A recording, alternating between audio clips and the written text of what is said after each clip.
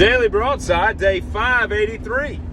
I just run through a construction site, and they had flag men out there with the slow and stop signs, right? So I pull up. I can't even see, like, the other end of the, the other guy standing there. But there's this dude in a clearly marked vest, and his sign is leaning up against, like, the front of a truck at, like, a 45-degree angle, and I can clearly see it says slow. And he's just standing there, just picking his nose, doing nothing at all. And so I assume, rightfully so, I guess he's just too lazy to hold the sign. It says slow. So I roll on. And as I pull into the oncoming lane, about the time that I see there's two cars headed straight for me, I see him hold his fist up, right? And I'm thinking, white power, black power, slow stop. I don't know what this means, okay? I know what this means. I don't know what this means. I'm not a pilot. I'm not Sully Sullenberger, on the tarmac waiting to get waved on by, all this, hieroglyphic hand motion and all. And so I stop and I back up and I roll my window down and I said, "You've got a flag. Why don't you use it, dummy?" I didn't call him dummy, but that's basically the tone. He knew I thought he was dumb. And so I wait, the two cars go by, and I'm just looking at him like an idiot. And it's after I leave. I'm like up the road, I see you pick it up and turn it around and start using it. And I get at the top of the hill there, and the other dude on the walkie-talkie, right, that's talking to this idiot, is he's a grizzled DOT veteran. He's seen a lot of things, right? He's hit some bodies. Like, he's got like 7 cancers. Like, he's collected them all. He gets a free toaster at the next one. And he's this like 50-something-year-old dude. He's probably only like 32, but he looked 55. Like, he'd been through the ringer. Anyway, I think you're picking up what I'm putting down. And I'm thinking to myself, man, this dude, why isn't he on the walkie-talkie? Because they're talking on the walkie-talkie going, "Greenhorn, pick up your sign, you damn fool." Come on, Rook. That kind of thing. And I'm like, this is the reason why it is impossible to amass wealth in this world with those kind of jobs. You can't do it. You can't drop out of school with no marketable skills, with no talents, with no education, with nothing. Even if your education is just a stupid piece of paper that says, "I finished," it's still an education that, employers will see and be like, But with nothing else to do, you're going to be holding a sign, and I guarantee you that guy won't be there in 2 weeks. He's probably already banged in sick 2 or 3 times because he doesn't want to go to work. He's too lazy to hold the sign. It's not a hard job. It's boring as can be, and physically it's probably pretty taxing standing in the same place for, 7-8 hours at a time. I get that, but guess what? Shouldn't have dicked off and skipped school. You should have graduated something in life. Finished your GED, got it. Maybe the dude does have a GED, but I'm painting with a broad brush today and assuming he ain't, okay? Because otherwise, why would he voluntarily go do a job where he holds a sign? He should be the guy operating the heavy equipment, the motor grader, the excavator. That's where you start to make a little bit more money, and it's possible to amass some wealth, although you're not really going to become wealthy. Anyway, I digress.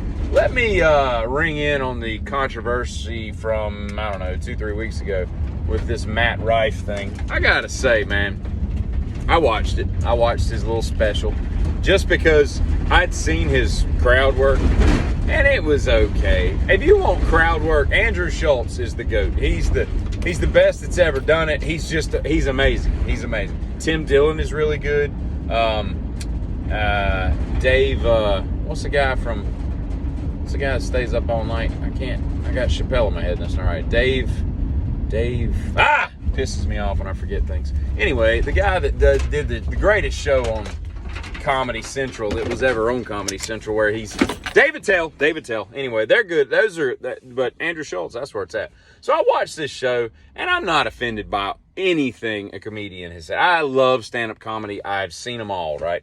There's nothing, no one has ever offended me with anything that has ever come out of. I have never in my life, I don't know what sentence that was. I have never in my life been offended by anything. I don't think I've ever been offended by anything. Specifically, jokes. You can say anything, and I will, if it's funny, I will laugh. I don't care who the intended target is, because I know it's not personal. It's comedy. It's a joke, and if you don't get the joke, screw you. We don't need you on this planet because you're no fun to be around.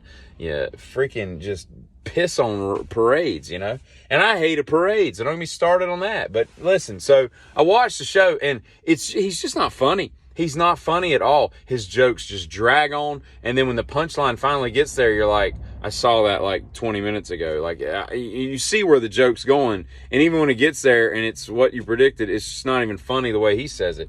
And you got to ask yourself, okay, is it because he's a decent looking guy? And I don't know, but is he really that good looking? I bet if you saw him in person, you'd be like, he's not as chiseled and good looking as I thought, But, kudos to him. I'm not hating the player. I'm hating the game. Or wait, I don't know what I'm hating. I'm not hating anything. I'm just telling you the dude's not funny. And his crowd work is mediocre at best. But it is kind of funny that somebody got vaulted into the spotlight. And he's laughing all the way to the bank. Don't hear me wrong.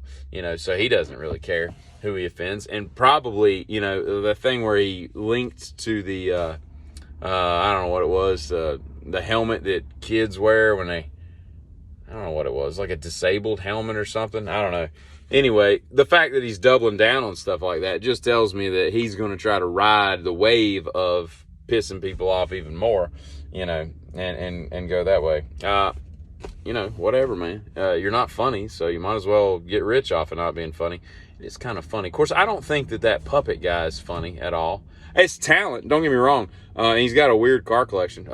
Jeff Dunham, I've never seen anybody with a puppet. With a hand up some puppet's ass, I've never been amused by any of that.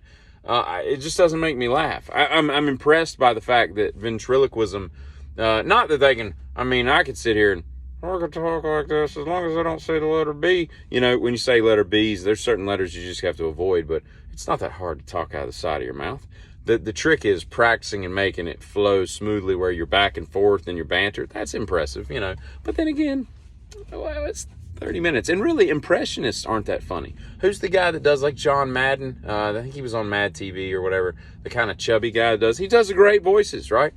Kevin Pollak, he does some great voices. There's some people out there who do some great voices, but people that do voices, it's not comedy. It's just funny because it's like, wow, that's impressive. That does sound like Jerry Seinfeld. That does sound like Bob Newhart. But it's not funny. There's nothing funny about mimicking somebody's voice. It's just you're impressed that they can do it and that they're nuanced enough to study the fact that, and he does this with his mouth. And when Clinton talks, he does this with his hand. And when Barack Obama, he's like, you got to get the cadence right. I'm impressed with that part, but it doesn't make me laugh. I've never been like, ventriloquism and impressions kill me now. It doesn't happen that way. Much like Matt Rife doesn't make me laugh. Which is sad because I love laughing and I love it when a good comedian comes on, Bill Burr. That's a good comedian right there. I've never heard anything Bill Burr says that doesn't make me laugh. I even like the most offensive, Daniel Tosh type stuff, up there all the way down to just the clean, like Brian Regan. He makes me laugh. The Gaffigan, those kind of guys. I'm not a Seinfeld fan though. What am I talking about? I'm just like dissecting comedy, stand-up comics or whatever. But at any rate, Matt Rife, laugh all the way to the bank with your semi-good-looking stance on comedy there, because it really was bad. It was bad. It wasn't even not funny. It was bad.